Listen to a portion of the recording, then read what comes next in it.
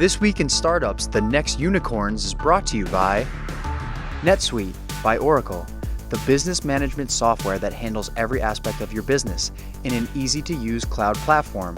Get NetSuite's free guide, 7 Key Strategies to Grow Your Profits, when you go to netsuite.com/twist. LinkedIn. You need LinkedIn Jobs to find the right people for your business.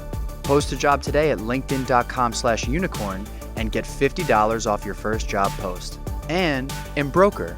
The Embroker Startup Insurance Program helps startups secure the most important lines of insurance at a lower cost and with less hassle. Get an instant quote and $5,000 of AWS credit at embroker.com/twist. While you're there, get 10% off by using offer code TWIST10. All right, everybody, welcome to This Week in Startups, an amazing episode today. I have with me for the first time a CIA analyst, somebody who did strategic analysis at the Office of the Secretary of Defense, a consultant for DARPA, and the founder of Expanse.co. Tim Junio is on the podcast. Welcome to the pod, Tim. Thank you so much for having me. All right, I got a lot I want to talk to you about with like global perspective. You've agreed to talk about your time in the CIA without giving anything away. At 4 p.m. on Friday, so I'm a little disarmed, but okay. Yeah, perfect. We'll get into it at some point. Don't say anything that'll get us both in trouble. As everybody knows, I'm not in the CIA. I have never worked for the CIA. I've never met anybody from the CIA before today. That being said, I do travel the world a lot. Big finance. But tell us, what is Expanse.co? So Expanse is the first platform for internet operations management. So we're trying to make a new category. I realize internet operations management is not a resonant phrase. So I'll take a step back and just kind of explain what's the thing that we're trying to do in the world. If you think about how use of the internet has unfolded over the last couple of decades, particularly in the enterprise space. In the enterprise space, we have observed a cumulative complexity of people buying stuff and connecting it over the internet using Ethernet first, and then Wi-Fi networks, whatever. And there's this morass of stuff that's out there all over the place, on premises, in corporate offices, regional offices, commercial Nest cloud. cams, Nest You got thermostats, IoT.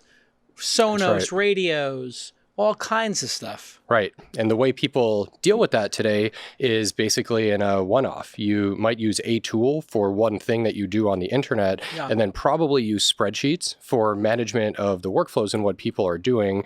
So over $500 billion a year is spent on connectivity, and it's all managed through like a subscription with AT&T and then a bunch of Excel documents. It's actually kind of crazy. There's no CRM, as it were, of the devices, servers, nodes on your network. So if you're some giant company like Verizon or, I don't know, a university, Harvard, NYU, whatever, and you've got this huge campus, you might have millions of IP addresses and devices and have no idea what they are. Exactly. And this is called the surface, the threat surface in security circles, correct? Yes. Attack surface. Attack surface. Attack surface. Attack surface. Is how the security community usually refers to it.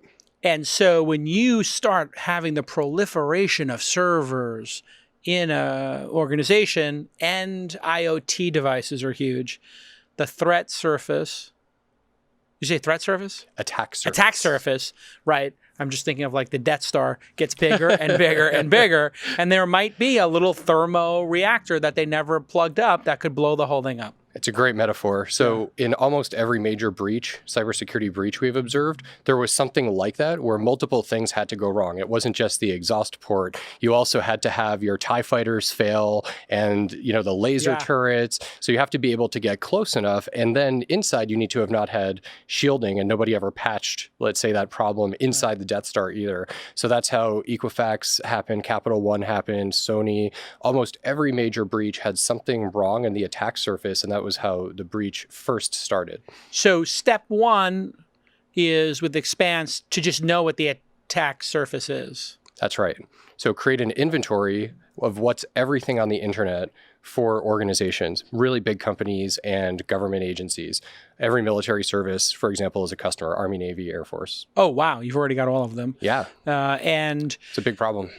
You would think, right? And when you look at the attacks that have occurred, let's just talk about one category of attack, because I think this is a really good, what I'd like to do in this episode is talk about attacks in general and just the threat in the world and where the world is going in terms of these attacks.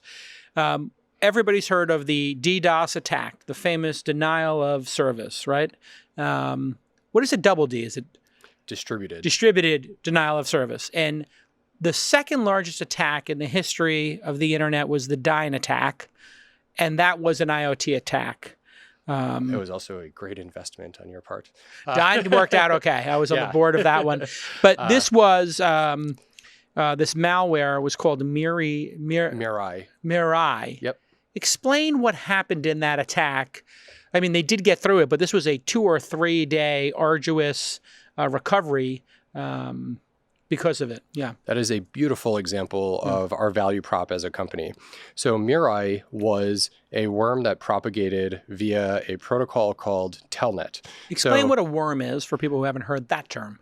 So it's a type of malware that self-propagates and attempts to find other exploitable services running over internet protocol where it could infect itself and then continue to repropagate.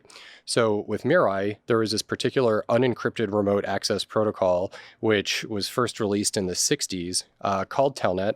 Totally unencrypted, very, very insecure, should never be accessible over the public internet to anybody. And it turned out there were very many millions on the public internet, and almost anybody could find them. Like if you were a nation state actor, criminal actor, whatever, you can just start looking for these exposed servers to try and hack them and turn them into your pawns to then go out and do these campaigns. So what happened to Dyn was effectively Mirai propagated broadly and was attacking major web properties. So in the Dyn attack, we ended up seeing major services go down, like I think Reddit, Twitter were affected. Really big companies. I mean, it was a flood of an attack. New York Times, Reddit, GitHub, everybody kind of got attacked by that one.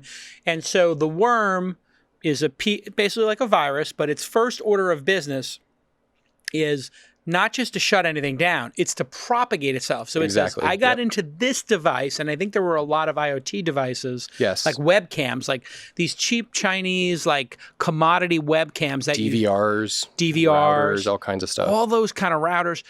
They get made in China. They're using like some off-the-shelf software. Nobody's thinking about, there's no instruction manual, but they cost $10 to put a webcam in your house, or $20, commodity stuff.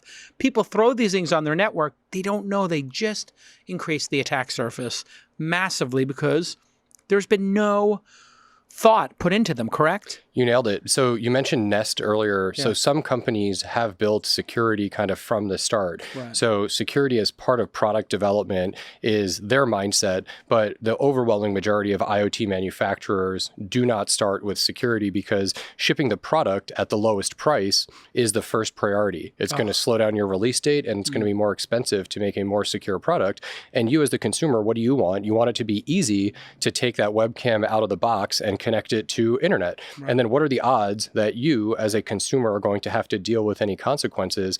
Incredibly low. And even if your webcam were part of a botnet, you personally wouldn't even notice. Right. So your incentive to secure it is also low. So you have the two main parties there, the person buying it and installing it, and the person who manufactured it. It's a tragedy of the commons. They don't have any skin in the game. They have $20 in the game, what it costs to buy it and whatever the profit is. But if it is used in a coordinated attack for 1 million of these to wake up and flood a network with these DDoS, I guess is how people pronounce it, right? Yep. DDoS? To do a DDoS attack, like, it's not your fault, it's not your problem. And then that's why sometimes people will be like, hey, my Wi-Fi at home, my internet is down, where it's just really slow. It's because one of their devices may have been pawned. It may have been taken over by a worm to use for nefarious. For sure. That's part of the explanation, yep, and what's going on. Yeah. And so the other big attack was the GitHub attack, right? That was last year or this year, that big giant one. That was the biggest one, 126 million packets per second, 1.3 terabytes per second. And it was a memcache DDoS attack by a series of bots. And it was amplified the magnitude attack by 50,000x. Are these DDoS attacks something to worry about, or are they just a nuisance now? So First off, my company doesn't specialize in anti-DDoS technology because I think it's mostly a nuisance that to a large extent is being well handled. So even though attacks like this happen and they're disruptive, there's a business interruption cost. It's not really destructive. And a lot of really great technologies have come up to help defend against them. So for example, Cloudflare, a company that IPO'd this year, has a very advanced anti-DDoS product using distributed data centers around the world. So to counter the distributed denial of service, they have distributed data centers so that they have load capacity to reroute, reshape your traffic in a way that helps you avoid the consequences of a DDoS attack. So it requires another degree of sophistication to be able to do something like what you're describing, to actually take down major web properties today. It's a hard problem. So it's profitable if you can do it. And there's a lot of stuff happening behind the scenes I can't quantify because nobody's aggregating those data. But if you talk to people in the know at big companies with consumer-facing web properties, there's blackmail and like hidden stuff going on where people threaten to do attacks against them unless they pay some small fee. And then you see these bounties effectively being paid out privately or blackmail being paid out privately. All right, when we get back from this quick break, I want to know from you, based on your estimates and your expertise, if we took the Fortune 500, how many of those companies have been blackmailed? And then how many of them would you guesstimate, it's a guess, have actually at some point paid some amount of blackmail because it's easier to do that than to actually try to fight the attack when we get back on This Week in Startups. Hey everybody, I'm here with my friend Jason Maynard, who works at NetSuite. Tell everybody, what do you do, Jason? I do many things here at NetSuite, but I run the field operations for the business unit. After you've implemented it, what should I be looking for as a founder when I'm looking at my numbers? So once I've got my numbers clean, what should I be focused on? Is it cash flow, projections? How does a founder go from that product market fit phase, which is usually the first year or two, to that scale phase? So the biggest thing in every company is what are your customer acquisition costs? When you're really trying to figure out, once you go from product market fit, it's how do you efficiently acquire customers, right? I mean, that's the thing that everybody has to worry about. How do you CAC. Yeah. How do you generate top line? So those to me are the metrics. If you look at successful scaling companies, so they figure out the unit economics of how to acquire and retain a customer. If you don't get that right, nothing else works. Yeah, if you don't have your unit economics right, you're going to be hitting the gas on a car where maybe the steering wheel is not attached, and that's not going to be pleasant for anybody in the car. Brakes don't work, you name it. Yeah, no, but that's it's basic business 101. But that is the thing that if you think about companies that have figured the model out early on, you got to get that right. If you don't, doesn't mean you can't go raise more money, but either down the road at some point that has to become the key thing. All right, right now NetSuite is offering you valuable insights with a free guide, the 7 key strategies to grow your profits. So go to netsuite.com/twist, netsuite.com/twist, and get that free guide. 7 key strategies to grow your profits. We appreciate the work you're doing in the startup community. It's great stuff. Pal. Thanks. All right, we'll be back with more. All right, Tim Junio is here. He is the CEO and co-founder of Expanse, which is one of the companies we selected for our next unicorn series. We call them Soonicorns, colloquially in the Valley, and they are well on their way to becoming a major concern. You've raised, I guess you did $70 million in the last Series C. Congratulations on that. That happened in April. TPG Growth, which is a firm that is typically involved before a company goes public. And you also have Founders Funds, our friend over there, are involved. You've raised $136 million to date, 100+ employees, founded just over 7 years ago. When we left our hero, Tim, from Expanse, and you can go to expanse.co to see the offering, we were talking a little bit about these denial of service attacks, and then we kind of dovetailed into people paying ransoms. Of the Fortune 500, if you were to pick a number from 0 to 500, how many of them have been threatened with blackmail? So the number of blackmails that are actually paid is a total guess. Let's go with first, how many have been threatened? Yes. I would guess 4 out of 5, like 80%. So 400 of 500. That would be my guess. In terms of actually paying a blackmail, because sometimes people are just like, send $10,000 worth of Bitcoin, and we will not expose this file of credit cards. It would seem that that's a pretty easy bill to pay because the amount you'll pay to the PR company to put out the press release would be $20,000 over the thing. So how many of them do you think have actually paid this kind of blackmail or settled with a hacker, a black hat hacker? I think a much smaller fraction. Like I would guess maybe 1 in 5 have ever done something like that. But again, this is speculative. So totally speculative. Once for a company you get into that kind of scenario, your GC is involved, your general counsel is involved. It's a legal matter, right. And I think that most folks in the industry and more broadly in IT would be surprised at how frequently a company would rather settle a lawsuit or privately deal with a matter rather than invest in better security.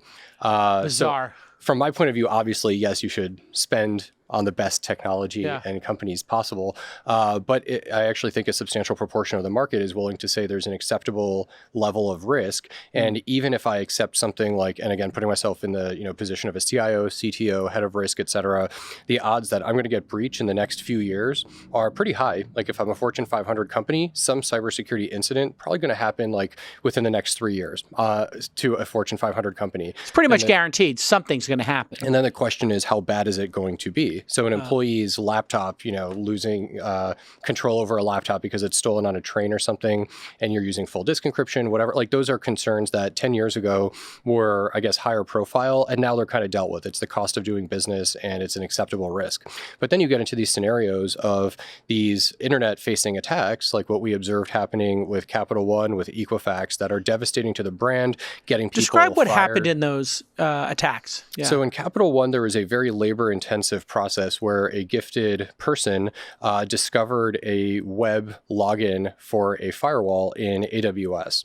So they were able to issue commands to that firewall over the public internet that got it to spit back information, including credential information. So it was a very labor-intensive thing, but they didn't need to have that login on the public internet at all. So just as an example, why you want to reduce the attack surface, why do you not want to have stuff out there? You don't want anything discoverable except for web properties that people are supposed to go to. It's for reasons like this. So somebody put up the firewall, which was good intent, but they allowed access to the admin console of the firewall. Right. Firewall, obviously, to protect people from getting into the servers. They made it so you could log in over the internet, And which this is a happens all the feature time. Right. that some people might value, like if you had a remote team, the ability to do that. But under no circumstances should you do that. All of that should occur through some sort of protected VPN into a data center in order to interact with that device, correct? Yes, that is our position. That is my personal position. That is what I tell customers. And again, to the point of being amazed at how some of these risk choices are made, for years, we have been sharing this kind of information with customers. You have a security appliance that has its login on the public internet. You have a web proxy device. It's a thing used for web traffic security for employees to make sure they're not going to porn sites in the office or whatever. We see their admin consoles on the internet. We've even seen for mobile cell towers, the administrator page on the public internet, data center control systems, power distribution systems. These don't need to be on the open internet. That's just a checkbox to be turned off, correct? Yes. And you say, just don't let people address this admin console via an IP address. Right. You can only get to it internally if you're on the local network. Yes. And so the problem is you have these compounding levels of responsibility. So the person who's using it probably wants to access it remotely. You don't want to have to hire more people who are working locally or on-site or whatever. So you can configure superior remote access. That's another layer of complexity. And you need to know that thing was there to begin with. Right. So if you're a central security organization, part of the challenge is if you've got a regional office in London and they set this stuff up, do you have any idea what they did regarding their local firewall configuration? For most companies, the answer is no. Ugh, so brutal. And it's not all bad, by the way. There are reasons to be optimistic about cybersecurity too. So are there? All started with the doom and gloom. I think so. I mean, it feels to me like there's more bad actors and a lot of sloppiness. I mean, you do have things like, is it HackerOne putting out the bounties there and making it a very positive... Another NEA portfolio company. Oh, yeah. You have same NEA. cohort. Yeah, and that seems like a great idea. We had HackerOne's CEO on. That seems like a tremendously good idea to just have the white hat hackers pounding your door. Has that made a significant impact on the industry? I think so. And Yeah. HackerOne is trying to aggregate the kind of expertise in one spot and run larger bounty programs. Companies have been doing versions of this for a while. United Airlines started giving away miles to people who told them about cybersecurity flaws in their web properties. So I certainly think the hardening is a good thing, including for our country. So you were saying at some point you wanted to talk about international, systemic trends. So one thing I would say is kind of interesting. Our generation is living through very significant cybersecurity challenges, such that I'm hopeful the next generation will be different. We'll have better hygiene. We'll be thinking about security and privacy as part of how we build systems and build products. Like we talked about Nest and other IoT companies that are cloud native in how they're building their software architectures, I think are in a better security position than any of the networking companies and internet companies of the last 30 years. And the reason they're in better shape today is because you have cloud-based services that they're coming to the game with their offering, knowing that people's number one concern will be security. So they have to be on top of that to a level that an internal team setting up servers would not be as vigilant on average. And it's a lot easier today. So if you think about setting up services in AWS, how developer operations, DevOps works today, that automation and how you would stand up a new service as a company has a lot of security built into it, or it could, if that's how you design from the beginning, as opposed to if you think about a company even 10 years ago, before AWS, GCP, and Azure were as big a thing as they are today, you would be dealing with the question of what's the co-location facility, who's managing the servers, what's the hardware that's running on it, and then who is administering the firmware on the server administration card on the server in the data center. Just patching and keeping that stuff up to date is a full-time job. Right. And when you have Amazon doing it, or Azure, or Google Cloud, you've got the best person in the world, or best team in the world, hopefully, doing it for everybody. So hopefully, on average, the security level goes up, correct? Yes. And if something sucks, like you decide you need to get rid of it because it's compromised or it's deprecated or you don't need it anymore, you could kill it, and it's cheap and easy. You don't have to deal with, I bought a bunch of stuff and I'm going to wipe these hard drives, etc. You can just shut it down and move on and stand up something new and do migrations cheap and easy within the cloud provider, for example. And then the corporate network is changing its profile where the laptop is effectively a thin client today for the corporate network. So it doesn't have the same kind of criticality as businesses in the past. So that is cheap and easy as well. So it's easy to give employees hardware and then connect them through software as a service, SaaS products like Dropbox. And I think that is going to be more secure than trying to write down the serial number for the backup appliance you give to every employee, which is how people used to do it. It's crazy. And now all of these local computers, none of the data is stored locally. If it is, they've encrypted it, hopefully, right? Your Mac hopefully has it encrypted. Hopefully. And if it's encrypted, it's really hard to hack today, correct? Yes. The modern day encryption, with the exception of maybe some nation states. The weakest part is certainly the human. So I don't know your favorite passwords, Jason, if you want to tell your listeners. But my favorite password is don't hack me. Password 1. If you look at password distributions, whenever a data set is made available of what people are actually doing, unbelievable. It's incredibly bad, even today. So it's better, but still really awful. So password attacks still work. So if you have a Windows computer on the internet with no firewall, and even if it's fully patched, the odds that somebody could guess the password for your average person on the planet is really high. So that's why we have things like two-factor authentication, and that's where the world has been heading for some time. But we're not all caught up. Probably. Why on earth are Windows machines by default available on the internet? So at any moment in time, there are about 3 million Windows computers on the internet with no firewall, or Windows instances. It could also be a virtual machine. The reason for that is usually a misconfiguration. So if you're a consumer, probably you don't have this problem unless you've done something weird on your own. So hopefully you haven't done that, Jason. Yeah, no. For for sure not. For big companies, though, there is usually a default build image for how they install Windows on a new computer, or how a new computer would arrive at the company to issue to an employee. And if that configuration file is set up such that it can be accessible without a firewall over the internet, which actually happens pretty often, you can have a very bad day. So WannaCry, another one of the big cybersecurity incidents, partially propagated. There are a few different ways in which that propagated, but a Windows remote access protocol was one of them. So that was a virus that could spread within the network and over the public internet by, again, self-propagating, looking for other exposed instances of that same remote access protocol. In 1996, in the CIA Worldwide Threat Assessment Brief, which I enjoy reading. You read it every year. It's an annual. I do actually. I know some people. In cybersecurity still top 3 in the last one. I know, and that was kind of my point. If you look at the post-Cold War threats, looking beyond our borders, we see much that is uncertain. This is from the February 22nd, 1996. The stability of many regions of the world is threatened by ethnic turmoil and humanitarian crises. Pretty interesting 25 years ago. It sounds pretty familiar, right? 2 great powers, Russia and China, are in the process of metamorphosis, and their final shape is very much in question. And they go further to talk about how in Russia they're actually having elections, and that it could be moving to a pro-democracy. It didn't work out. And free nations of the world are threatened by rogue nations, Iran, Iraq, North Korea, and Libya, that have built up significant military forces Those are fine now. to acquire weapons of mass destruction. Fascinating how, of that group, I mean, Iraq, obviously, we leveled, but and Libya, I guess, had some changes.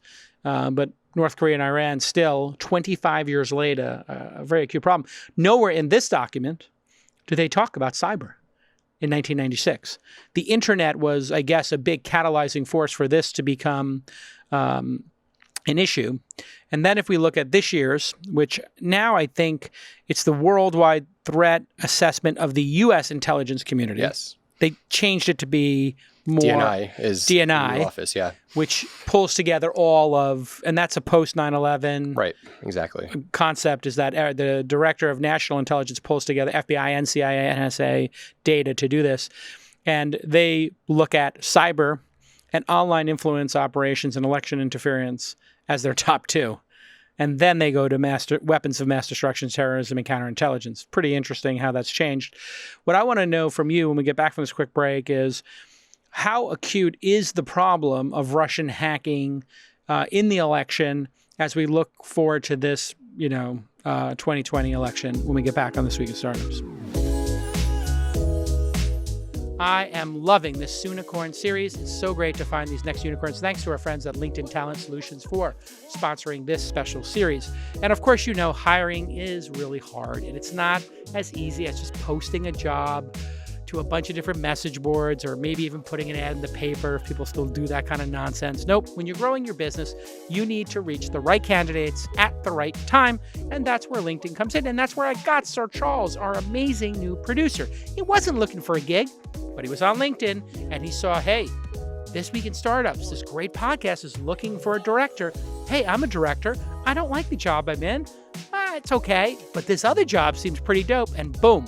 He was one of those 600 million LinkedIn members who is there looking for connections, passively searching. They don't know they're looking, but they just, they pass by. Maybe they take a look. That's who you want. And those are the people on LinkedIn. So Associate Presh creates a job posting for me, client success manager in Toronto. He selects the needs, the description, adds some additional screening questions, and he sets a daily budget, and boom, we're on our way to finding great candidates. And it works so well. And you can pay what you want. And the first $50 is on them. That's right, $50 right now, 50, linkedin.com/unicorn. That's right, UNICORN. You know how to spell unicorn. LinkedIn.com/unicorn gets you a $50. Go find somebody great to take your startup to the next level. Thanks again, LinkedIn. Welcome back to This Week in Startups. Tim Junio is with us. He is the CEO and co-founder of Expanse. You can visit them at expanse.co. They're hiring, of course. They've raised a ton of money. They've got a lot of customers. I assume you're in the 8-9 figure revenue club, somewhere in that range. Yep. Doing well. A couple of hundred employees now. 150. 150. So still not Like out to of be control. as efficient as possible. Yes. Yeah. And when before we went to the break, Russian hacking, spear phishing, seems to be their greatest, easiest path, is to just get some dumb congressperson, some dumb election official. You send them what looks like a Gmail, reset your password, and these idiots go log in. Or they send a document share, and they don't look at the URL. They ignore the Google warning, or their machine is an old Windows machine or something. They got some old Dell machine that's from 20 years ago they never updated, and they fall for it. Why is this still happening, the spear phishing attacking? So that's our first question. And then let's go on to the hacking of voter rolls and machines. Okay, so you started the question with a look back to 1996. Yeah. So I'm going to get a little retro on Let's do it. cybersecurity too. So if we rewind a couple decades and look at what's happened, the Clinton administration actually did start a bunch of inquiries into critical infrastructure protection as long ago as, the 90s. And there was a major event in 1998 called Moonlight Maze. It was an intrusion set that you can read about publicly. A lot of the details have been... Moonlight Maze. Yes, which was suspected Russian intrusions into U.S. government networks. So that's where I think the alarm bells started going off, where before that it was an understood threat, but it was kind of a niche threat. So there's this book called Cuckoo's Egg. It's one of the, like Cliff Stahl, one of the most famous books in the cybersecurity community. That goes back even further in the internet era, but I would say really the late 90s, the time you're talking about, where even though it wasn't in congressional testimony yet, that's because the seed was kind of just there for how this would grow. And the office that I worked in at CIA, which then was called the Information Operations Center, has now been reorged, but was starting to grow. So when I worked in that office, it was still pretty new and pretty small. The Information Operations Center grew into a much larger entity over time. And as you look through, this is talking about the late 90s, when you get into the 2000s, the specter of the threat was getting more severe. You start to see more budget getting allocated to security programs. You do start to see it popping up in congressional testimony.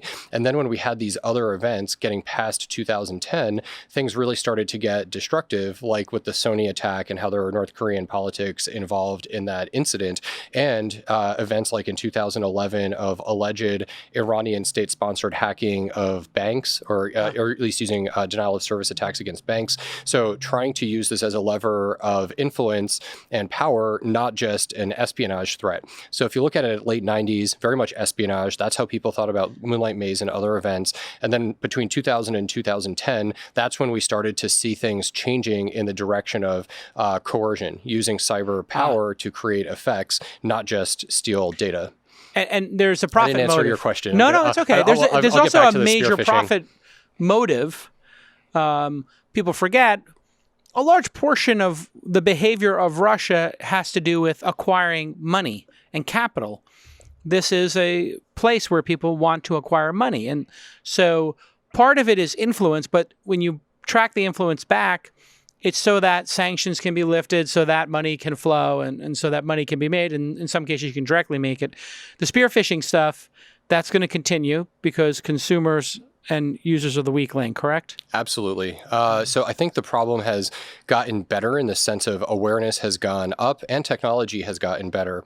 So if you were an individual, consumer or small business, I would really strongly recommend using Gmail, like just use Google's products or something like that, or O365. The backend security that they are providing to help prevent phishing against you and all of their user base is actually an extraordinary leap in reducing risk for the average person. So I would trust them over, as a private company, trying to create a bunch of email security. So we at Expanse actually use Google as our email provider because we're still a small business by any reasonable definition. So I think that what Google has done has actually been a breakthrough. We're going back to, I think, 2012. They even started providing notifications that a government was trying to get into your email. That was amazing. Very forward-leaning stuff, yeah. Yeah, they know the IP addresses of those hackers, of those nation states, and they know a spear phishing attack came in, so they try to Yeah, they're alert cagey you. about the signal. So Yeah. it might be that they know the infrastructure, which would be like the IPs they're operating from. It could Yep. be another signal. Maybe they are using their own Google accounts on the other side. We don't know. Oh. So who knows? They have a lot of telemetry. It's Google. Like they're a vertically integrated ISP, CDN, own their own data centers, are leasing cables. So they've got a lot of signal on the world that other people don't have. So if you're the FBI or Homeland Security or whatever, it's actually harder to aggregate threat information for American consumers than it would be for Google. They'd Right, have Google to get the just- data from consumers, ISPs, somebody would have to give it to them. Google just has it. Right. And Google has a much bigger data set and data scientists studying this. In your experience, the people at the CIA, when you worked there, were these political people or were they career-minded patriots? If you had to pick. My personal experience having worked there was that these were folks who really sincerely tried to be objective and apolitical. Yeah. And it was actually borderline distasteful to talk about politics in the office. Right. And I wasn't even there during a particularly contentious era. So the Iraq WMD kind of fiasco played out as how can we be better? How can we avoid something like this again? It wasn't a, political finger pointing kind of situation. It was more like, obviously this ended up not being correct. What did we get wrong and how are we not going to let that happen again? And so among, of course, close friends, everybody has personal opinions regarding politics, but that's in a place like that, more of a closed door, like down the street over beers type conversation. I personally didn't observe it entering into the workforce. If you were going to go, if you wanted to go do politics, you'd probably go just do them directly if you were that motivated. Well, you're still a citizen. You can go and you have freedom of assembly and expression or whatever. So you can go protest peacefully if you want to in your spare time. You're still a U.S. citizen. Yeah, but it's not part of your job. And the culture is protecting the country. Like what I always find interesting about this sort of situation where we're politicizing these agencies is though people going there are so smart, they could do private sector jobs that pay extraordinarily more, like yourself, making extraordinarily large amounts of money being the founder of a great company, right? Like that's a much better career path if you're interested in money. So if they are taking the time, and when you took the time to be there, you did it because you felt in some way patriotic or enthused by the work, one or the other or both, I'm guessing. Oh, yeah, absolutely. I mean, the mission attitude, I think, is the strongest organizational culture I've ever seen. Really? So the job satisfaction for people who are working in something that has national security impact is through the roof. It's not just at CIA, but the people who self-select in, you're absolutely right, have those motives and can actually fulfill them in that job. So I would say one of the strongest lessons about culture that I felt working at CIA as an analyst was the constant tie back to the customer. That's actually the vocabulary they used during the time I was there. So the president is the ultimate customer along with other senior officials. And even as a 20-something-year-old analyst, entry-level job, just getting trained, like still very early in my career, the conversations would always come back to the customer in what we were working on. Like, what do they actually need to know? To make a decision. Exactly. And these decisions are very significant decisions in the world. So you have the weight of the world, quite literally, on your shoulders. Bad data could be a bad Could war. lead to people getting Killed. Literally if their security is compromised, et cetera.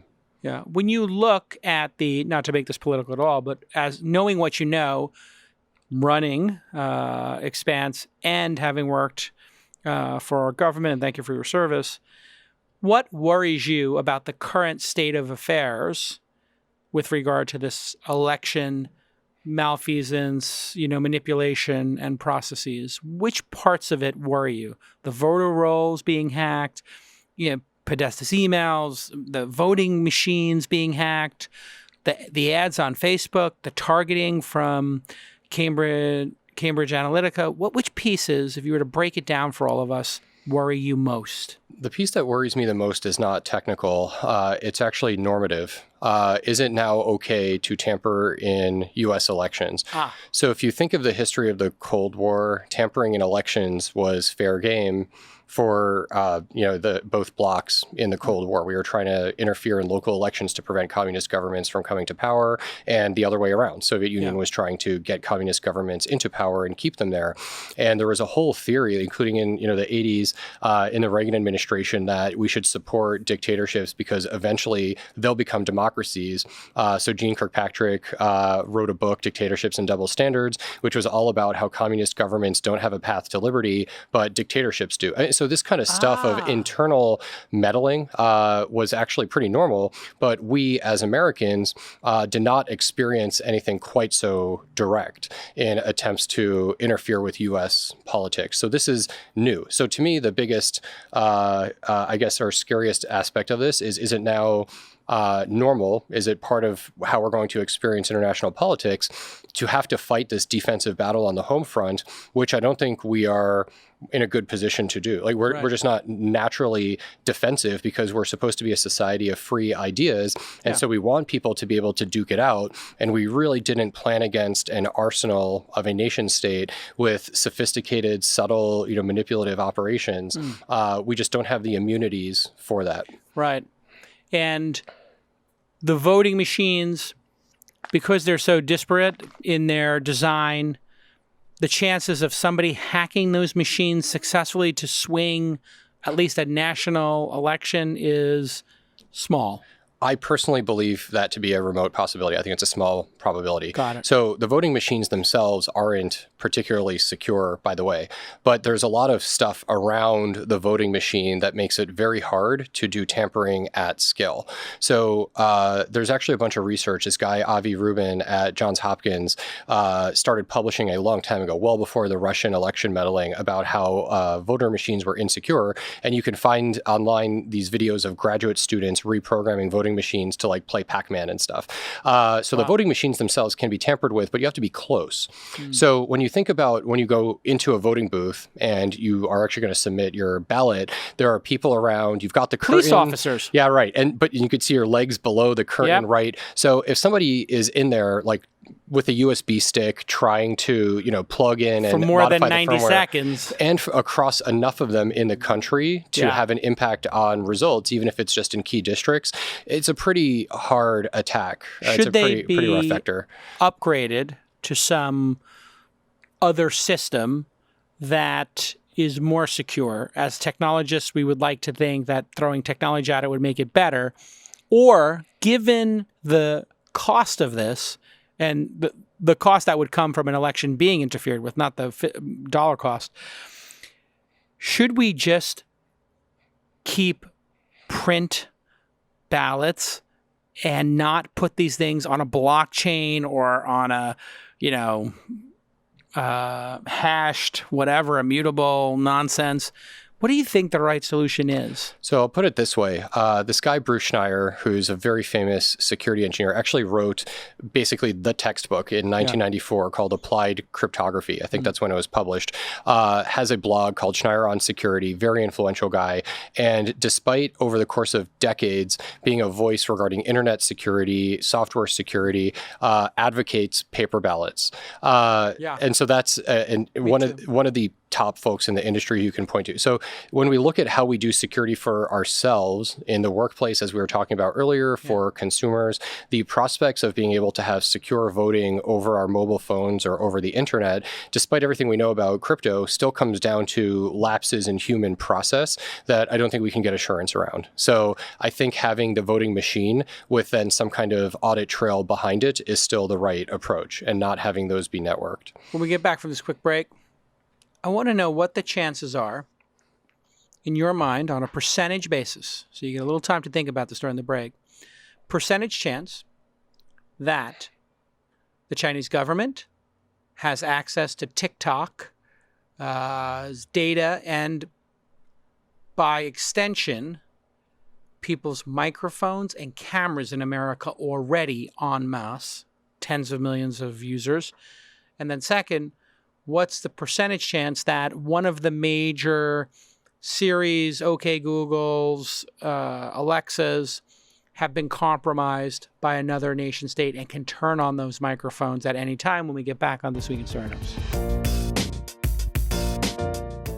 All right, listen, you need to have insurance for your startup. I do. And with me today, Matt Miller from Embroker. He's the CEO and founder. Welcome to the pod. Thanks for having me, Jason. All right, tell me, what is the Embroker Startup Program? The Embroker Startup Program is the first fully digital insurance program for startups. So Got we can it. provide startups with all the coverage they need, less than 5 minutes, save them a bunch of money. Amazing. You just fill out a form. It's like checking out at Amazon. Like checking out an Amazon. Just That's that simple. easy. Basically that simple. When I buy insurance for my startup, do I pay monthly, quarterly, or yearly? You can usually pay in advance for a year, but we offer plans that can be paid monthly or quarterly as needed. What is, at its core, errors and omissions insurance? What does that mean? Errors and omissions is insurance for liability you have in the capacity of providing your professional services. So if you're a software company and you're selling your software, if something goes wrong with the software and somebody sues you for the results of that, it covers you for that liability. So if you were making a spreadsheet software and you miscalculated because of a bug and then they took action based on it, they could sue you because the software was faulty. That's right. Got it. So get an instant quote and the $5,000 in AWS credits right now by going to embroker.com/twist. And when you check out, use twist10 to get 10% off. Thanks for coming in, Matt. Thanks for having me, Jason. All right, welcome back. What are the chances that the Chinese government can turn on the microphones and cameras covertly of TikTok users in the United States if you had and were forced to put a percentage on it? Are going to be lame and not answer directly because Okay. I don't have enough information about Okay. TikTok in particular. I've never seen any evidence. Okay, let's to take suggest. TikTok out of However, that, I could yeah. give it some high-level analysis Yeah. of what I think. So first off, they're not just legal system in terms of how the government is involved in their society is totally different, but in a place like China, they could infiltrate even private companies with people from intelligence and security services to try and get access. So part of how to look at Chinese internet companies and why they're risky to American society and American business is we can't have the assurance that even if the leadership of the company doesn't want to conspire with the Chinese government, they may still be penetrated in a way that is incredibly difficult for them to detect and know about. Right. And you have to think about that for all of time going forward. So even if today TikTok is totally fine, has nothing going on with the government, Right. super secure, same with Huawei, pick any of these companies, who knows, 5 years, 10 years, how that relationship with their government is going to evolve and whether or not they already have embedded employees of the company who are on the payroll and recognize they have corruption issues beyond all of these internet security issues. Right. So if you just paid somebody $100 a month or whatever, can you get them to walk out with a thumb drive that contains sensitive customer data? I would bet a lot on the answer being Yes. over 80 or 90% that Right. there's somebody there who can get you asymmetric information access. So, putting aside specifically TikTok, it's basically a done deal that they could do it. And if they could do it, why wouldn't they, would be my logic. I'm not a CIA analyst. But if a government could do it and there is a reason to do it, I don't see why they wouldn't. So I'll play devil's advocate because go ahead. if I were a dictator, I would totally do it. So it's a pretty good way to keep your thumb on the people. But if I were to make the devil's advocate claim, it would be that economic growth is most important, and therefore you don't want to risk the global user base for the product by backdooring the product in a way that is detectable. So if they were playing long-term greed, Chinese government would want to see those Chinese companies be able to play in America. If you were the head of the CIA or advising the president and the president said to you, I'm not available. Not available. Okay.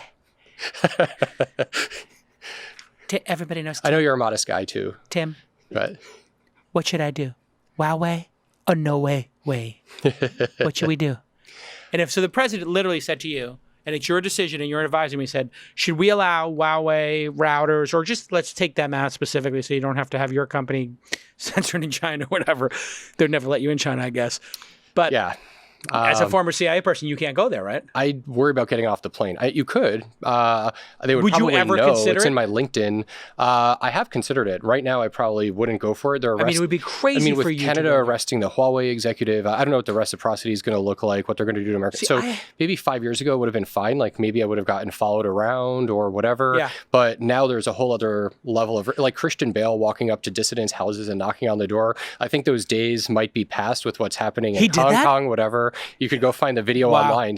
Chinese security people forced Christian Bale away from the house where they were keeping this guy under arrest. So Christian Bale did that? Is American he hero, crazy? apparently, or crazy, yeah.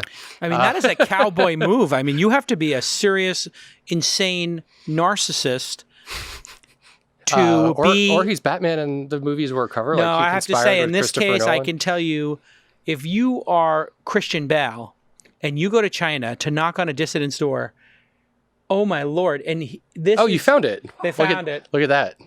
Honestly, this is a deranged activity by Christian Bale because this kind of cowboy bullshit is the kind of thing that can screw up, international relations in a major way. And he's doing it for his own virtue signaling. Unless this is a family member or something, this is like a crazy, deranged person. Like that kid who tragically got killed in North Korea, who decided he wanted to go to North Korea and then go to the floors they told him not to go to. I think Dennis Rodman tried to be an and Dennis ambassador Rodman to did North that. Korea or something. This kind of crazy shit, honestly, this cowboy stuff, if you're a celebrity, is so dumb because... I think the facial hair is worse than the showing up at the dissident's house. Anyway, this is some seriously stupid... I actually don't know. I don't know his motives. Activist. It's virtue signaling nonsense. Honestly, even if he has great intention, this is a level of narcissism that I... as Dennis Rodman or Christian Bale, I'm the one because I played Batman or because I got 22 rebounds in a quarter. Therefore, I can solve this problem. And in that political climate, probably he could get away with it. I mean, he did get away with it. Today, the point is, I don't know, like they're so freaked out about won't go to Hong China, Kong, no. I assume. Yeah. The climate must be changing. Too dangerous. I assume in a way that, he probably... So, would you... Oh, sorry, go ahead. No, would you advise the president to allow routers built in China onto our infrastructure, yes or no? No. Hard no. Hard no. So the analysis that I just applied regarding all of time and the relationship between a telco company like Huawei and its government and the Chinese legal system requiring cooperation with their government in a way that would be completely secret to us and therefore unable to assess the risk means you use the word infrastructure in particular. So from an infrastructure perspective, I would not permit Huawei. Now, would I ban Huawei for consumers? So if you want to go on eBay and buy something, no, I would not because you have a consumer freedom. But in terms of what I would do as president or whatever, like operating a massive national budget, what would I do for the U.S. government, military, et cetera? No Huawei. And by the way, just FYI, our company is doing Huawei detection work for customers. So we have written rules for identifying Huawei equipment wherever it shows up so that we can notify them if there is Huawei equipment in their networks and for other Chinese manufacturers. And we did this for Kaspersky. So we found Kaspersky embedded in lots of different government networks and nobody knew about it. Explain what that is. So Kaspersky is an antivirus product. The company is headquartered in Moscow and they are a global brand that claims they have no relationship to the Russian government. However, a couple of years ago, there was a bit of an expose where an NSA contractor had Kaspersky software installed on his home computer. He stole top secret documents, stole classified documents, took them home, and then allegedly, this is like New York Times reporting, I don't have any official knowledge of whether or not it's true, allegedly Israeli hackers hacked Russian government networks and found that they were getting files from Kaspersky from this NSA contractor. So this is a very like, Wilderness of Mirrors, intelligence, weird set of stories. What's Wilderness of Mirrors? Wilderness of Mirrors is an expression that refers to counterintelligence. It's the name of a book that's a history or biography of this guy who's a famous counterintelligence guy, James Jesus Angleton. So Wilderness of Mirrors is just like, think every reflection, is it real or is it not real? Right. What's the truth behind all of these images that are presented to me? So that imagery applies to this kind of situation. So Israeli hackers finding out about Kaspersky secretly stealing files from an NSA contractor's home is a very weird chain of That evidence. is a hall of mirrors because if you have to ask yourself, what is the Israeli motive for telling us? And would the Israelis have some motivation with the Russians or Kaspersky? What is their relationship? Is there a profit motive somewhere? So is this person a sacrificial lamb in some way? Like there could be all kinds of forget about double agents. That's like a... Yep. There could be all kinds of weird compromise. It gets even more complicated. So because it's an antivirus company, they upload files to analyze them for malware. That's what it's supposed to do. Lots of malware companies do this. There's a database called VirusTotal, which Google now owns. They bought it, and it's part of Chronicle, which was their security company, which got rolled up into Google Cloud. So it's normal to extract files. So this other murkiness was Kaspersky extracting these files as part of how the product is supposed to operate? And even if they were they searching over those files for expressions like top secret and whatever, like to look for sensitive information? Oh my Lord. So that is so we as a company don't have an opinion. We don't know. We don't have a type, but what we can say is, okay, Homeland Security has decided U.S. government may not use Kaspersky. We can build software to detect Kaspersky. So we're helping enforce the policy decisions somebody else made.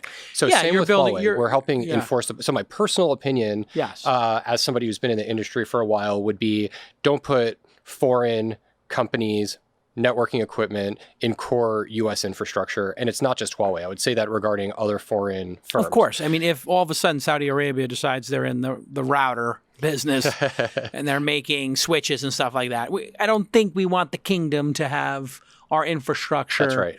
It makes no sense. And then as a company, we don't have an opinion regarding the policy, but we will help enforce our government's policies. Got it. And we would do that for any software product. So for any customer, if they ban a particular manufacturer, we would help them enforce their own ban, even if it weren't a government ban. Well, let's go to this question about the, I was having this debate. A friend of mine said it's impossible that Alexa or Siri or OK Google have been compromised. I said, it's impossible they haven't. Oh, interesting. Yeah, it's impossible they haven't. And I'll explain my position, but I want to get your position on just looking at the 4 major voice assistants. What are the chances on a percentage basis that one of them could be compromised by a foreign actor and they would have the ability to, in certain circumstances, turn on a microphone? Let's say if some absolutely insane person from our government decided they wanted to have an Alexa in their office or living room. I'm dying to hear your point of view. I'm happy to go first. It's your show. You're hosting. First. So I'll go first. I actually think the probability is very low. Okay. And so... But not zero. It's hard to have a zero probability assigned to exactly. So almost anything in information security. But 5 to 10%, 10 to 20. Less than 1%. Less than 1% chance. So I have a few reasons why I believe let me hear 'em. The probability to be that low. The companies have an unbelievable incentive to have strong security, particularly for something as sensitive as microphones in people's living rooms. And the companies that you're talking about are actually quite good at it. Apple's pretty good at it. Amazon's pretty good at it. Google's pretty good at it. I don't know what the fourth is. Is that Cortana? Cortana, I guess. Yeah, with Microsoft. I don't know what their market share is, but... No. I just picked the top 4 because it frees us from having to have you have blowback if you're partners with Microsoft or something. They say, oh, you said this about us specifically. So I was giving you a composite so that it makes it easier for you to answer the question. It's an interviewer technique. By the way, Microsoft turnaround story under Satya Nadella, amazing. Unbelievable. That'd be hour 2. Amazing. Oh, yeah. So anyway, back to so first, they have a strong incentive for good security. Second, they really do invest. They don't just have the incentive and have talented people. They've invested a lot on the infrastructure side of things. So I don't know this firsthand, but the stories I've heard related to how Amazon, say, does security for its data centers is so paranoid. Amazon employees don't know where other Amazon data centers are. Right. So they only know about where they are employed, and they don't have a global view because they have this compartmentalization scheme so that even if you were an insider, you would only have partial access to stuff going on at Amazon. So when I hear nobody things has like God that, view. Exactly, or Or very maybe few, 5 very people have God very view very in few. some room. So when I hear things like that, it warms my heart as somebody who works in cybersecurity. But then, of course, it's bad for me as a company because they build all this stuff themselves. So I'd love for Amazon to eventually Well, be and a they customer, also but- have like airlock kind of situations where getting into the building, my understanding is like it's like a multi-step process to go through like room after room into the building. So a physical compromise is highly unlikely. Yes. And the third story I would tell is the history of what happened with companies like Facebook, where think about social media and how they had to create internal controls.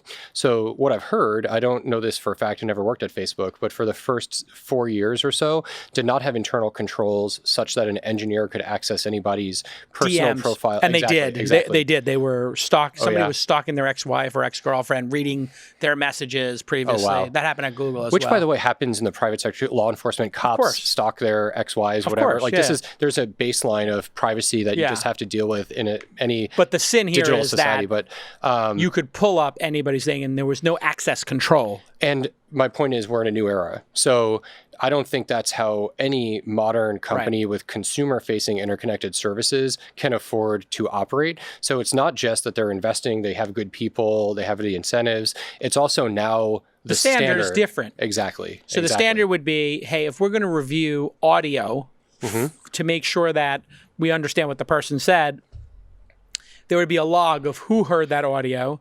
It would be anonymized in some way, so you didn't know whose it was. Just like advertising. So it freaks me the fuck out all the time. I mean, I get now Instagram ads for medications, and I don't even know where it came from because it wasn't in my email, whatever. Right.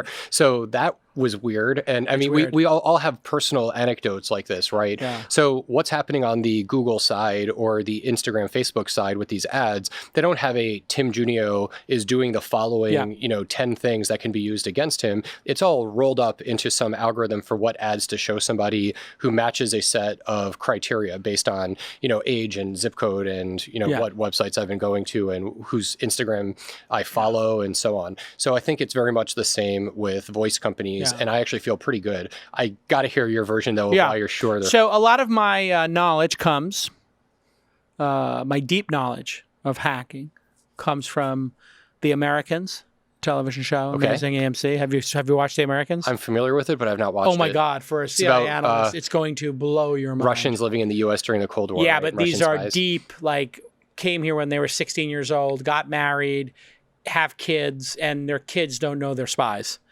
That's like, the first 5 minutes of the first episode, you learn this. So they're travel agents in D.C. during the Reagan era, and they've been planted here since they were 16 years Good old. policy, by the way. I wouldn't trust kids either. You said you... Right. Yeah. So here's my theory. I don't know why people do this progeny thing with wealth transfer across generations. Yeah, it's weird. Yeah. So here's my theory of why it has to have been compromised. Number one, there are human beings involved in the production of these things in software. So yes, they might have audit trails, etc. Here's a very simple way. Persons in Vegas, they get compromat on them. They're a quality assurance engineer. Let's say they're married. Now they've got them on tape having sex, or maybe they're in the closet. Now they have them on tape having gay sex. Maybe they're in a straight marriage, and now they're whatever the worst compromat you can think of. Does this happen on the show, or this is your... It is on the show, actually. Your episode you've written? No, this is in the Americans okay. episode where somebody is, because it's taking place in the 80s, somebody is gay, and Got it. they literally, these KGB agents. And you think that's what's happening with big tech companies? Well, I know it's happening, that big tech companies, employees, especially a senior level or people who are on the front lines of... So if you phrase the question as like, is there infiltration in big tech companies? I'd agree with you. In America. In America. I'd agree Yes. with you. I'd agree with Peter Thiel as he was making these comments recently in the last few months. But there's a difference between infiltration and then being able to go and listen to a Correct. microphone in somebody's living room, because that audit trail, based on the new era we're in relative to old Facebook, would get that person caught and fired. Correct. And possibly So here prosecuted. is how it goes down. A lot of these people are doing fulfillment themselves now, Google, right? Amazon. Okay, so now you compromise some people. Let's say you compromised the delivery, and now you know where these celebrities or politicians or Giuliani fundraiser, whoever, Ivanka Trump's house. You know Ivanka.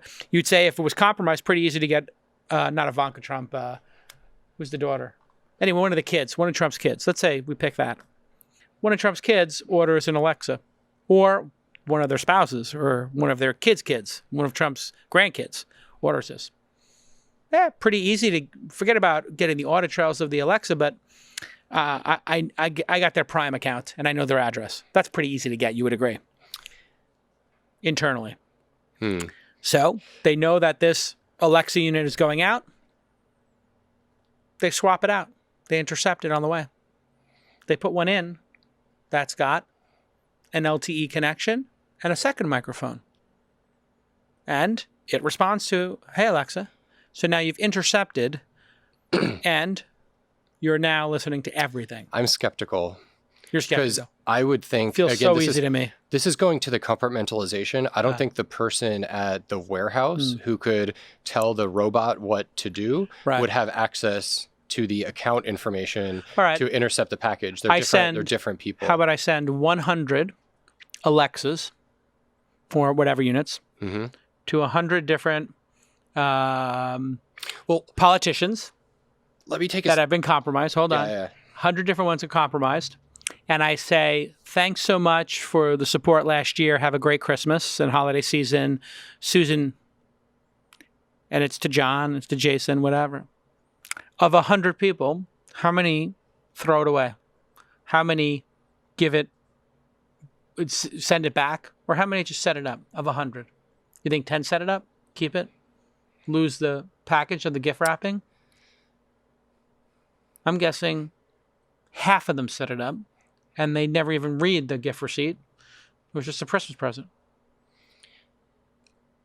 I think that most intelligence operations are economical, especially for relatively poor countries.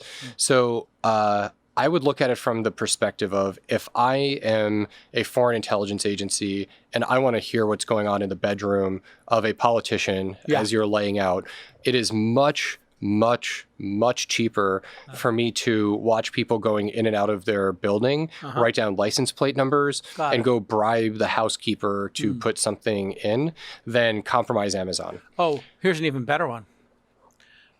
I'm Russian. I open up, I get a job at Best Buy.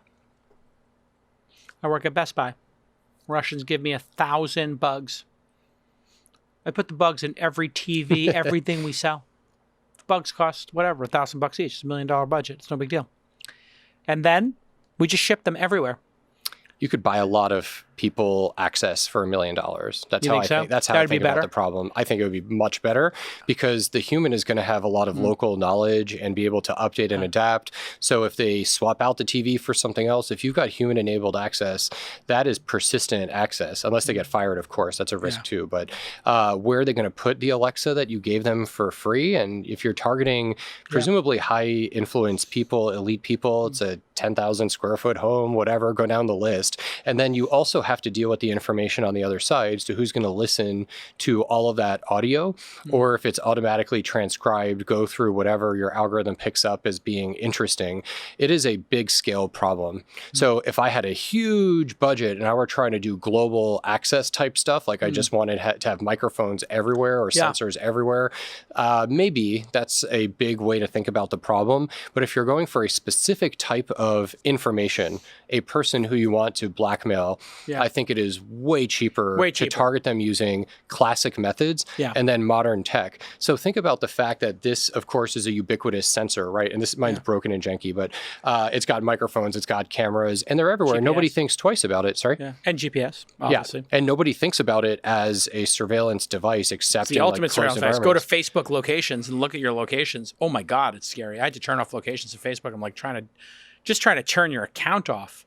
Oh, my Lord. Right. So if you're a spy and you're going to meet with somebody else and you're going to have a clandestine meeting and you want to record it so that you can pass it back to your government, would you use some like super sleek, sophisticated spy microphone, or would you just use your phone? So if you have human-enabled access, there are so many ways you could use embedded IoT to try to eavesdrop within an environment without going after the Best Buy supply chain or the Amazon supply chain. It's just What's the most clever human factoring hack you've ever heard of, unverified or verified? Most amazing, because I'm giving you my scenarios from watching 3 Days of the Condor and, whatever. real world, human enabled access. Or even example. a rumor you heard, just somehow a hack occurred, somebody got compromised. What is the classic one that sticks out in your mind as like, oh my Lord, that is unbelievable? Probably the most destructive was Edward Snowden, but I mean that he wasn't. So I don't know what his real motives were because of what it did to how Americans view their government, and it ended up not resulting in a lot of policy. So this was probably really bad from a perception point of view regarding our government and the intelligence community. But what exactly is the ramification of what he shared? That the government was listening? I actually couldn't find any policy changes. So it's actually an open secret that nobody talks about that Snowden had effectively no policy impact. So there was no there was one law, I think, that was passed regarding one aspect of surveillance, but that's about it. There wasn't a big overhaul of NSA. There weren't executive orders that we've heard about. Of the things he made us aware of, what was the most damaging of those that you thought, wow, this is screwed up? Or I think everything that he shared that was not about adversary governments was unnecessarily damaging, frankly. Yeah. So what he reported in the media, again, no official knowledge of what was real or not real, but all of the spying on allies, which is totally normal. Like, what is the mission of NSA? It's to fucking eavesdrop. Oh my God, they did it, right? So all of that, like what were we doing with Angela Merkel and the EU and whatever, and information about Russia and China, which he also released, none of that was in the public interest, in my opinion, and that was almost certainly very damaging. He shouldn't I'm speculating, have done that. but I don't, in my opinion, if all he had done is share the domestic surveillance stuff, even if I didn't agree with him, I could at least empathize with the point of view. But since he released all this other information about actual super dangerous adversaries and things that are legitimately part of what intelligence agencies are supposed to do, discredited him, in my opinion, as somebody who is motivated by privacy concerns. I think he was motivated by something else, ego or whatever. See, that's the thing, is it can't possibly be that he was motivated. If he was motivated, you're right. Like, why would you spill the beans on the Merkel stuff, etc.? So then it makes one wonder, what is the motivation here? Is it a person who's just got some weird principle, narcissistic, I need to be the center of attention?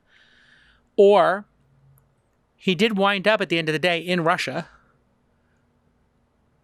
It's a non-zero chance that he was working and groomed by the Russians from the beginning. What do you think most people in the CIA or most people in intelligence think?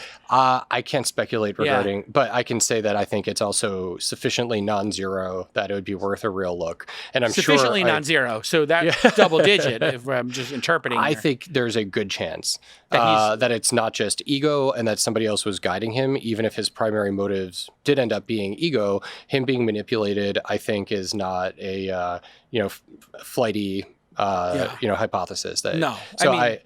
He wound up in Russia. I mean, come on. What are the chances you wind up in Russia after all this goes? They don't have a great history with not putting a bullet in people's heads, how is he running around free in Russia? It's not a great place to end up. Unless even if he were an agent of a foreign government, it's strange to me. I don't know if he's naive or was in fact a source or somehow manipulated by Russian If you worked at intelligence. the NSA, you would know that if you worked with the Russians, going back to Russia is there's a non-zero chance of you not winding up dead or in a gulag, right? Yeah, So that makes the game theory even harder, because he's not dumb, he's very smart. So if he's very smart, if not brilliant, he's somewhere between very smart or clever or savvy, right? Don't know. He He could be a useful idiot. Is there a chance he's a useful idiot? What do they call it? What do you guys call it? Useful? There's a term, useful idiot or useful. I'm a CEO, founder of a software company. We don't use useful idiot in our parlance. This person on our team is there's not always that, like, this person's a useful idiot or like somebody dumb in the middle. It's really interesting. What's your take on Assange and what he did with WikiLeaks in relation to Chelsea Manning? That to me seemed tragic, and that guy seems like a crazy narcissistic Russian plant. So I'm not qualified to make clinical diagnoses, but it seems like there was some mental health stuff going on there. Yeah. And so from what I remember of, that era, some of what Chelsea Manning leaked did seem as though it were motivated by a personal, ethical perspective. For her, for sure. But I don't know what was going on with her personally within also her reporting she was chain, suffering, et cetera. obviously, through a lot. She's been very upfront about that. She was suffering through her transition and other things. So he preyed upon her and that conscience, her crisis of conscience. So I think what we're seeing happening with Ukraine right now, which is, again, another thing I'm not an expert at, but going through an inspector general and then whistleblower process is what I would have done if I were in the position of either of those two people, partnering up with Julian Assange and hoping that WikiLeaks would be a responsible actor in sorting through classified information for what is in the public interest versus not is a guaranteed disaster. So, period. Yeah, you're going in with no an circumstances. Exactly. Somebody who is anti-government, anti-statist, anti-U.S., and doesn't care about collateral damage, which or is personal hygiene. I mean, that's what happened with Greenwald and the Snowden revelations. I mean, he provided that information, right? And they could have chosen to withhold aspects of it, and they did not, even though it's a UK entity. So I think what we're seeing with whomever the whistleblowers are now is what a real crisis of conscience should look like. There are policies and procedures in place. We're a democracy, and we actually are a little bit anti-statist, right? Like looking at our founding history. So we want these checks and balances to exist, and therefore every federal bureaucracy has created some process for that. So looking again at NSA, nobody went to jail over any of the stuff that Snowden surfaced, and you know why? It turns out it wasn't illegal. It was all authorized. There was congressional oversight. He might have had a difference of opinion and viewed privacy differently from all the people involved in what he spoke publicly about in documents that were released. But that doesn't make it illegal. It doesn't make it unconstitutional. And it doesn't mean that there wasn't a proper procedure in place for helping protect Americans' privacy. And of course, there have been abuses of power repeatedly throughout the country's history. And I like to think that eventually justice catches up, even if it takes a little bit longer to go through a proper process. But that's a lot better than shooting from the hip and hoping that you end up with the right result for something as sensitive as operations that can get people killed, who are trying to do the right thing for our country. I mean, that's the crazy thing, is to have these people who have trusted us to collaborate with us in an authoritarian regime, in a place where spies are tortured and murdered and killed, and their families are tortured and murdered and killed. These people have skin in the game at a level that is beyond Snowden, Chelsea Manning, and Assange would ever know. Yeah, probably from their point of view, if I'm trying to, again, empathize, always try and see things from their side of the table. Maybe they thought the net benefit was greater, and I just believe that they were wrong, and that if, in fact, there were abuses, there are ways in which you can surface those abuses responsibly. We have a good system. It seems like right now with this Ukraine stuff, the whistleblowers are been protected. And even under assault, and people go to jail for this shit all the time. So it's actually releasable under the Freedom of Information Act. If you just Google like NSA abuse or whatever, there are unclassified documents that have been requested under FOIA of people who have abused the signals intelligence system and ended up losing their jobs or even going to prison. And then the contractors, like the guy who stole the information I mentioned in that Kaspersky scenario, those people who are stealing government documents do end up getting prosecuted. So people who are abusing, systems that are designed for national security for their personal gain do get caught fairly regularly. It's a very small percentage relative to overall how many people are working in U.S. government, but it is a recurring phenomenon, meaning there is a process in place that is working. How do they train you, or how do they train people in government to avoid being compromised? So there's a lot of strokes, a lot of awareness training, and we actually have to do this as a contractor. So we're a defense contractor. I mentioned up front, Army, Navy, Air Force are all customers. So we're a defense contractor, and we have a group within our company called National Security Division that can hold security clearances as well for those government customers. So we do, in fact, have to provide security briefings to our employees. So it all starts with awareness, understanding that you're a target because you have access to information that is valuable to to an enemy of the United States. So starting from there, there's a bunch of things that you learn related to operational security, you might call it. And the baseline awareness is like, are people asking you weird questions on podcasts, et cetera? Yeah. About Yeah, that'd be a great way to do it. About I'm trying to government compromise about you. government secrets. So in front of 300,000 people on a So knucklehead podcast. One of the ways I've heard an FBI counterintelligence person explain this is if you're a 2 and a 9 like approaches you in a wet towel in your hotel while you're traveling and like starts to cozy up, you should probably question their motives. If Yeah. they're not a whore, then probably there's something else that's even Yeah. worse.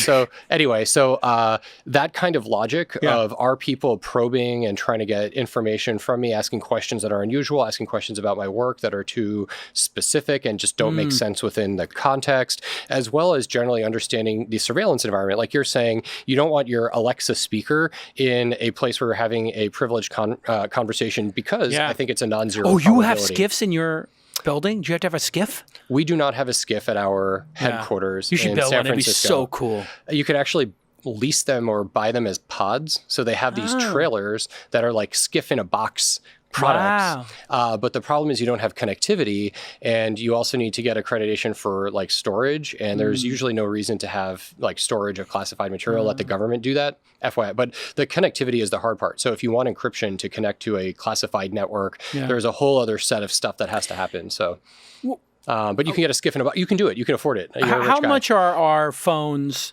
the weak link now in infrastructure? Because I know you're monitoring the whole, the whole surface here. Are phones the real weak link now or not? So I think, so I have a nuanced view on this. I don't have, unfortunately, a definitive, clear answer. I think the major operating system companies, so Google and Apple, are actually very good at protecting the security of the operating system. That being said, people install risky stuff and give app permissions all the time. So I think the control through the stores has been pretty good, but we see examples showing up every so often, and that's also a recurring thing. It's not a huge volume, but it's not zero either, of malware that got through the filters.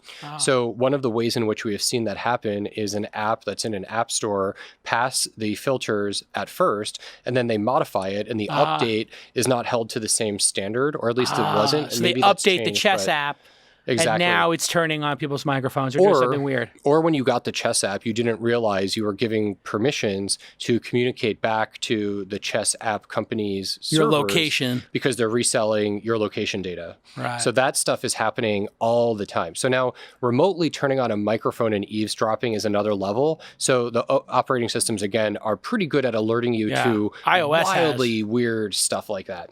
But if you are able to control the overlay, like basically what are you seeing on the screen, there have been some pretty sneaky apps where you don't realize that the overlay is active and it can capture what's happening on the screen. So if you're typing, it can see what you're typing. Which could be Just a as an password. example. Well, now with Face ID and fingerprints, actually, that's less often the case, but sensitive conversations, texting, payments, that kind of stuff. What do you think the chances the president, because he uses commercial grade phones, people are got to be listening to those, right? Foreign governments can easily intercept phone calls. Back to wilderness of mirrors. So we know that is a risk, right? So if I'm an FBI guy and my job is like counterintelligence in Washington, D.C., I'm going to assume all these other governments are going to try and eavesdrop on all the phones at the White House. Yeah. So I'm going to deploy a bunch of stuff to counter the people who are trying to listen in on what's happening at the White House and like associated office buildings. So I don't know the answer because it's a, cat and mouse sort of thing. So even though to a first approximation, I would say, oh yeah, he's got to have issues with eavesdropping because there's such a strong incentive and it's so hard to control a city environment in the US. But the counter argument is we all know that those technologies are out there. It's not classified. Go to a law enforcement, like commercial technology, equivalent of like an arms fair. Like this happens for police agencies. They got all kinds of cyber and mobile phone tracking products out there. Amazing. All right, listen, Tim, you did a great job today. You educated us. Continued success with Expanse. You're hiring, expanse.co. If you're a great, developer, sysadmin, security expert, you're looking for it all. Oh, yeah. and maybe even sales. You do enterprise sales, or We is do it, enterprise B2B sales. Yep. Yeah. All right. So if you you don't have to have worked in the CIA, but they're a rocket ship. And you want to get on the rocket ship before it gets to space. So these guys are heading towards escape velocity. Congratulations. Thank you so much, Jason. What's it like to work with Peter Thiel? I love Peter. I like him too. So I'm optimizing for two things in life, autonomy and constantly being intellectually stimulated. Yeah. And I think Peter's nailed it. He's a on really those interesting variables. cat. Like the people who work for him disagree with him about like a lot of stuff, like Brian and Luke and Cyan. Like, but he's like one of the really interesting people in the world. He's I know also people very- hate him. Some people. I was actually just about to say he's also a very courageous guy. So he will go public with these opinions because he's trying to presumably influence opinion, public opinion. And there's no clear advantage, or I don't know what the advantage is to No. him personally. And there's a lot of cost. As you're saying, a lot of people Big hate cost. the guy. Yeah.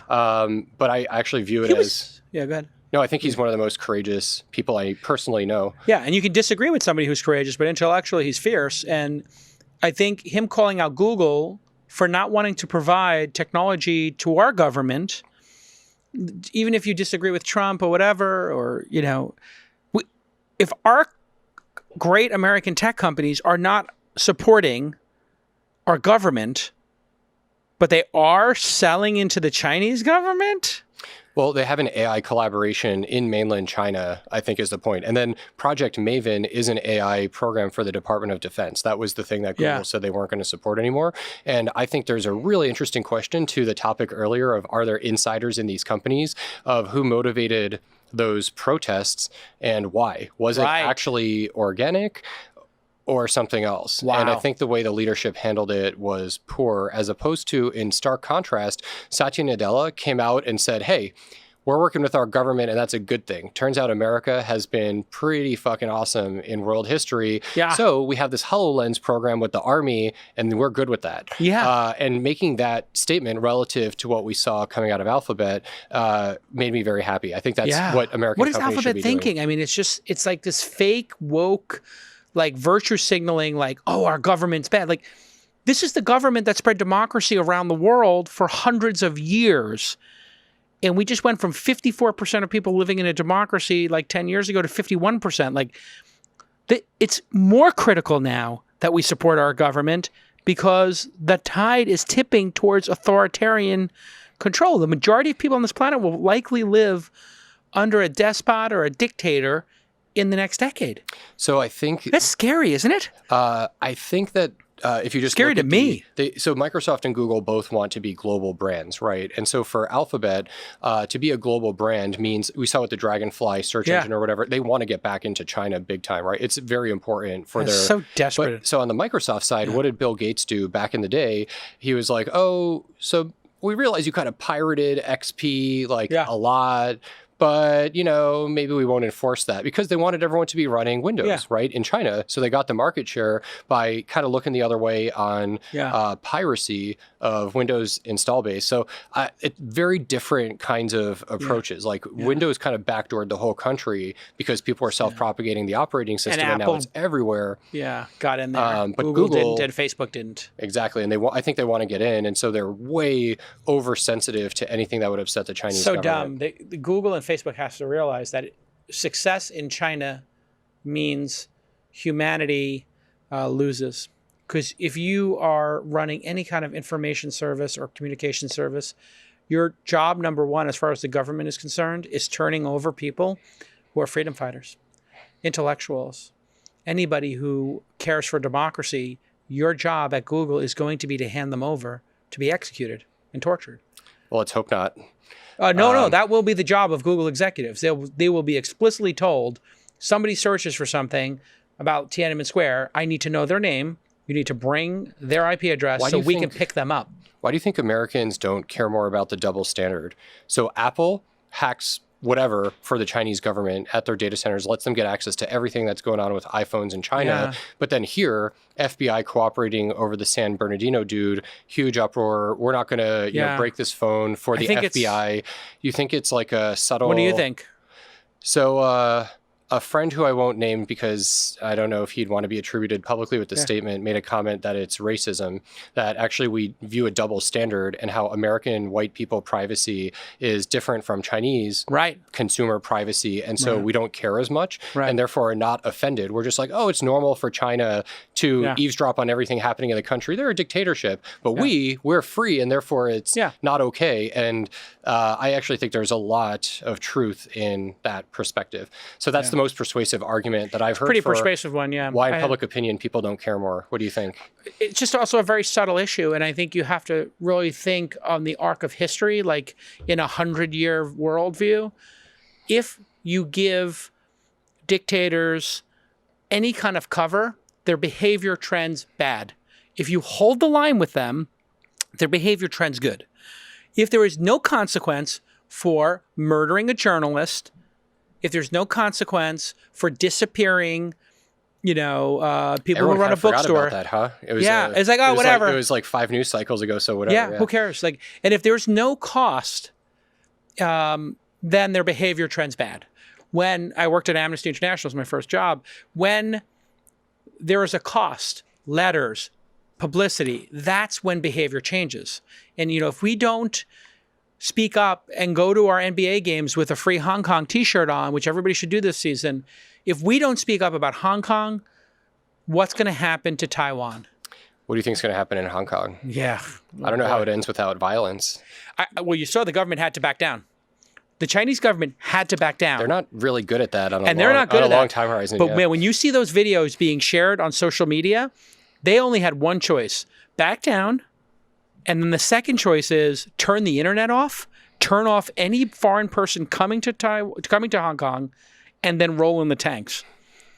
And rolling in the tanks, that worked in the 80s when we didn't even have any insight into China.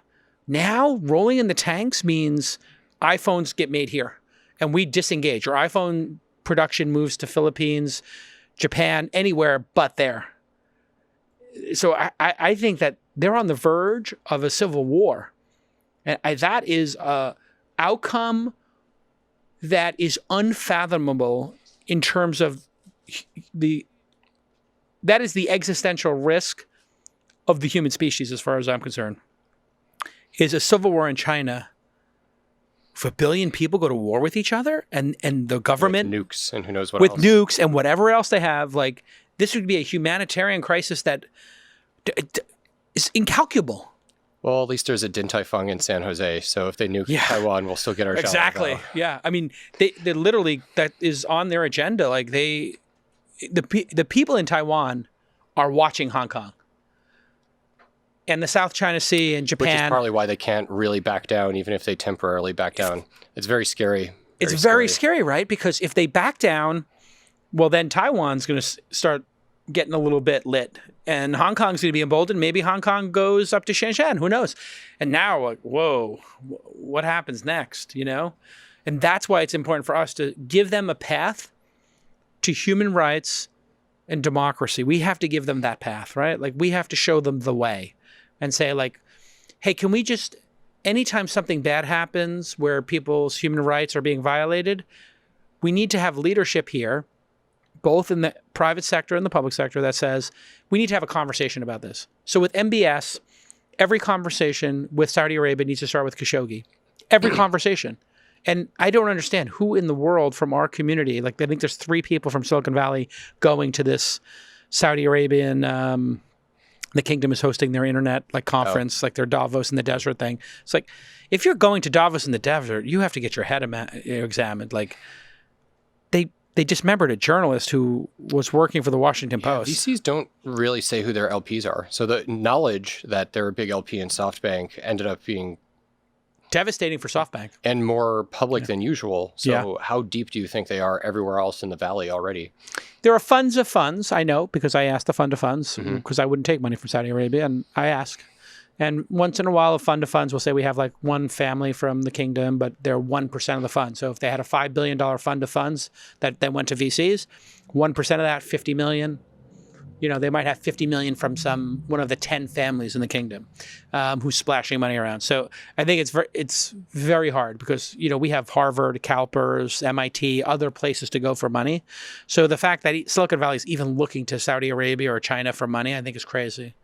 So I'll leave you with another thought as it pertains to what Expanse does. Well, I mean, in relation to what you were saying, we're going through a super interesting time with internet fragmentation. Yeah. So the Great Firewall is just one of different fiefdoms that we're seeing emerge on the internet. Yep. So it's happening with China. We're going to have less visibility going forward into what's happening in Hong Kong, like you said, potentially in mainland China too. Like going back over a decade, there have been all kinds of local media reports on violence against the Communist Party and people trying to rise up, and that's been really effectively suppressed. Yep. I think we're going to keep seeing that happen, and it's happening in Russia too. Yep. And I think we're seeing a weird new export market of China selling that surveillance technology. Oof. So we're in this 1984 kind of situation where when the internet was first a big thing in the early 90s, political scientists thought that 1984 could never happen. It was 1984 in reverse because we're all going to monitor our government with the internet and distributed IT.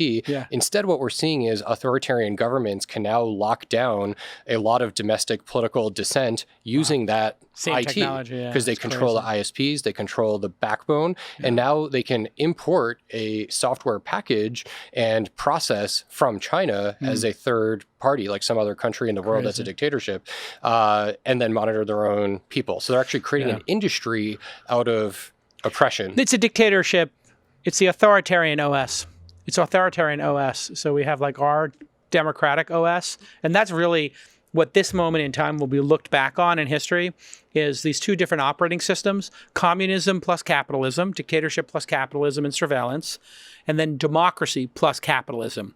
And the question, I believe, is, when you have this capitalism in two different flavors, it might be that in the short term, a dictatorship running a capitalist layer on their operating system could beat a democracy plus capitalism because it's messy here, right? We have to debate shit. We have to elect presidents. We have to, it's not fluid. We don't have eminent domain in the way China does to just do things, to unilaterally decide we're putting up 1 billion cameras. We're going to have facial recognition. You can't do that here. You'd have to get permission and then the states and cities and everybody would revolt, right? That's the next 100 years for this, or 150 years. And instead, the politics we're seeing is attacking our own companies. Right. We'll see how the tech companies are the enemies when we literally have communist countries running amok, murdering journalists who live in the United States, who are American residents and who write for American publications. And we're letting them run roughshod over us. And then the NBA has nothing to say and is apologizing for standing up for basic human rights. This is a really weird moment in time. This country has to maintain its leadership position in democracy plus capitalism. If we don't, I fear for the world. I mean, who else is going to stand up? Europe? They're another fiefdom. They're another fiefdom. So, by the way, with GDPR and how they, too, are trying to do antitrust against American companies, fragmentation of the internet includes the EU zone. Yeah. So, quick story, we are having a harder time tracking cyber criminals because of GDPR. So, they're blocking public access to records that let us automate the process of building out relationships. So, we build these network graphs across all of our data. What's an entity? So, what's a big bank? Everything on the planet that belongs to the bank. Government agency. What's everything on the planet that belongs to that agency? We can flip that to say this is a signature we know is a bad actor, like a criminal organization. But you can't share it anymore. That's engaged in human trafficking, whatever. There is now a blocker in place because of the EU. So they're unintended consequences. So definitely they are not the thought leaders in this regard. They think they are, but no, they're regressive. They're regressive. Yeah. All right. This has been This Week in Dystopia. We'll see you all next time. Bye-bye.